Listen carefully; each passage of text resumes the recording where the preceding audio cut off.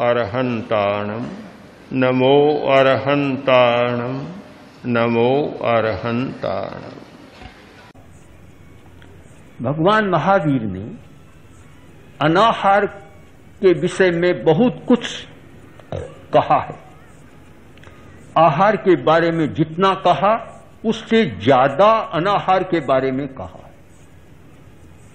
आहार हमारी शक्ति है, ये माना जाता है, किंतु अनाहार भी हमारी बहुत बड़ी शक्ति है, इस बारे में बहुत भ्रांतियां हैं।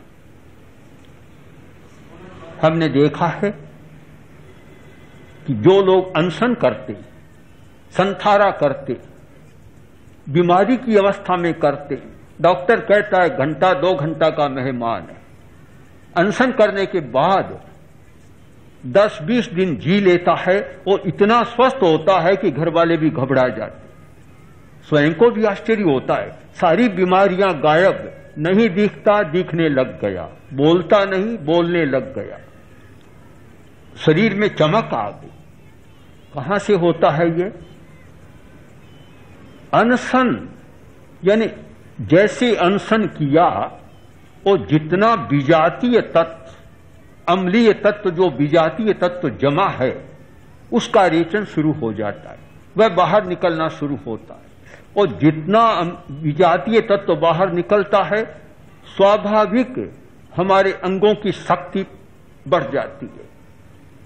जैसा कि शरीर शास्त्र के अनुसार माना गया कि मनुष्य के फेफड़े में, किडनी में, हार्ट में 300 वर्ष तक जीने की क्षमता है।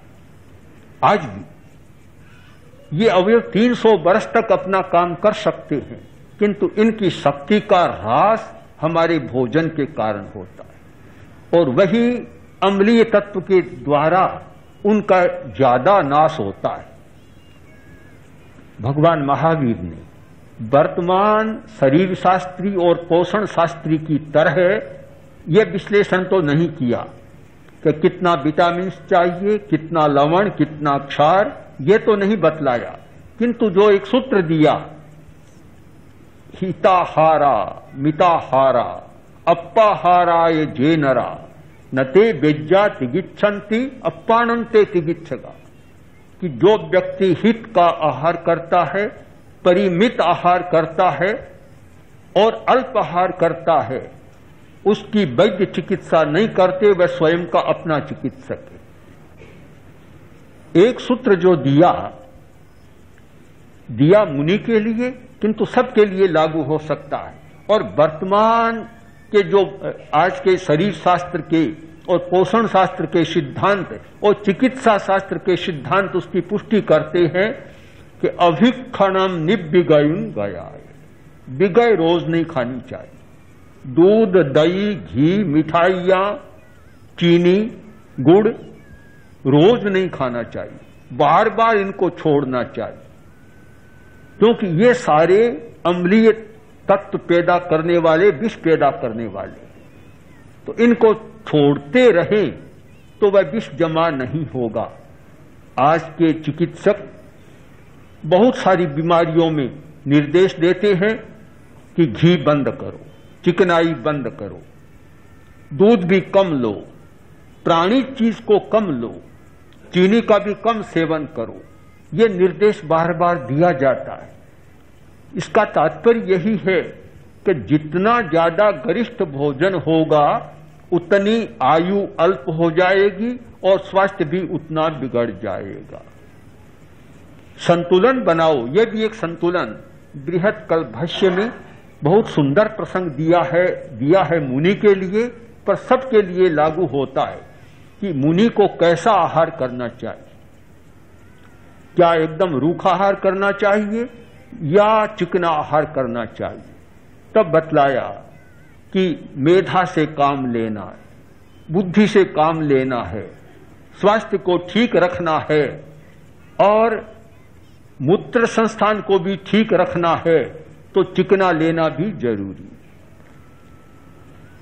किंतु एकदम चिकना ही चिकना होगा तो दूसरी समस्याएं पैदा हो जाएगी, बीमारियां भी पैदा होगी, मानसिक समस्याएं, कामुकता की समस्याएं भी पैदा हो जाएगी। इसलिए क्या करना चाहिए कि कभी लो और कभी छोड़ो, प्रतिदिन सेवन मत करो। एकदम छोड़ दोगे तो बतलाया कि जैसा रूखा आहार करोगे तो स्वाध्याय भी तुम्हारा ठीक नहीं होगा, बार बार मूत्र करने की आवश्यकता होगी, और यह होता है। कोरा रूखा आहार प्रश्रवण ज्यादा पैदा करता है, ज्यादा आवश्यकता होती है, तो स्वाध्याय में भी विघ्न आएगा, बाधा आएगी। और प्रतिदिन सेवन करोगे तो विकृति पैदा होगी, मानसिक चंचलता पैदा होगी। इसलिए संतुलन बनाओ कि कभी लेना और कभी छोड़ देना। और इसी सारे आशय को प्रकट करता है वह वाक्य कि अभिक्षणम निविगयं गयाय, बार बार विगय का वर्जन करो। सारी तपस्या का सिद्धांत हम देखें तो तपस्या 12 प्रकार की बतलाई गई। उनमें पहले 4 प्रकार, चाहे हम तपस्या के प्रकार कहें और चाहे स्वास्थ्य के प्रकार कहें, स्वास्थ्य के लिए भी बहुत सुंदर सूत्र बनता है कि अनशन, ऊनोदरी, वृत्ति संक्षेप और रस परित्याग। अनशन करो। अनशन का मतलब पूरा उपवास नहीं है, उपवास से आगे भी है और उपवास भी है। वर्तमान में पश्चिमी जगत में जो एक विकास हुआ है, और अमेरिकन डॉक्टर शेल्टन ने उपवास चिकित्सा पर जो कार्य किया है, जो प्रकाश डाला है, शेल्टन का सिद्धांत ठीक ऐसा लगता है जैसे महावीर के सिद्धांत की व्याख्या हो रही। उन्होंने इस पर बहुत बल दिया कि अगर तुम विषों को निकालते न रहोगे तो फिर स्वास्थ्य की कामना भी छोड़ देनी चाहिए, और उसके लिए उपवास से बढ़कर कोई उपाय नहीं है।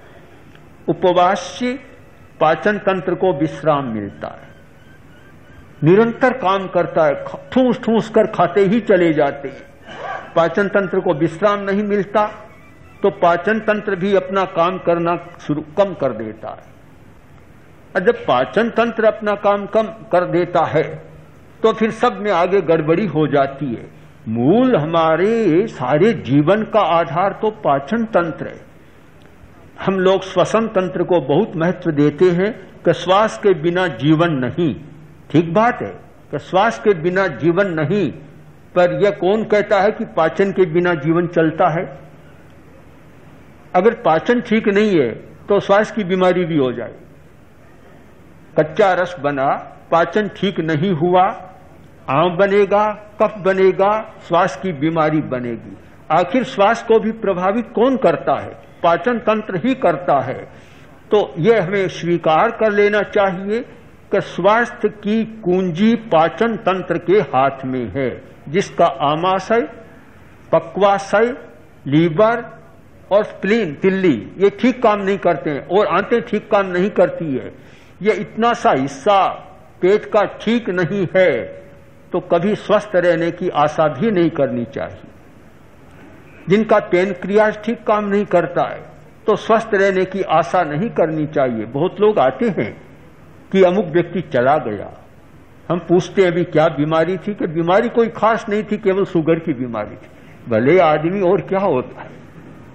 अगर शुगर की बीमारी है तो बीमारी की जड़ तो है, खुला निमंत्रण दे दिया सबको। एक शुगर की बीमारी आई और सब बीमारियों को निमंत्रण का, आओ मेरे साथ रहो, तुम मजे से रहो, तुम्हें कोई चिंता की जरूरत नहीं है। हार्ट कमजोर हो जाएगा, किडनी कमजोर हो जाएगी और सारा शरीर खोखला बन जाएगा। तो ये जो इतना हमारा तंत्र है ये ठीक काम नहीं करता है, तो फिर स्वास्थ्य की बात भी गौण कर देनी चाहिए। उपवास और एक लंबी जो सूची बतलाई, केवल अनशन ही नहीं, अनशन तो कभी कभी होता है, उपवास कभी कभी होता है। सब लोग उपवास नहीं कर सकते, तो दूसरा अच्छा उपाय था कि ऊनोदरी करो।